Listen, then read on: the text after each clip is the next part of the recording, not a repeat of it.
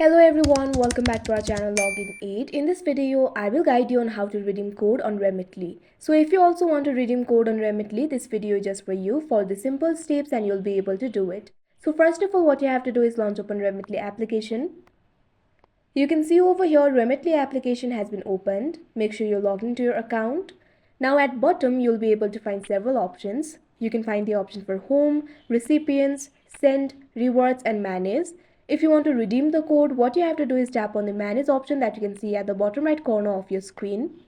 Now you can see over here you'll be led to the manage interface. Here you'll be able to find several options.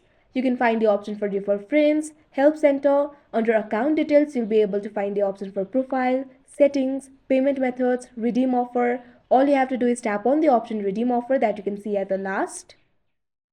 Now you'll be led to this kind of interface. Over here you'll have to enter your code. Simply enter the code, tap on this box. Now type in the code. After that, over here you'll be able to find the option for apply offer. All you have to do is tap on it. After that, this code will be redeemed. So that is how you redeem code on Remitly. I hope you found this video helpful. Thank you for watching. Make sure to like, share and subscribe to our channel.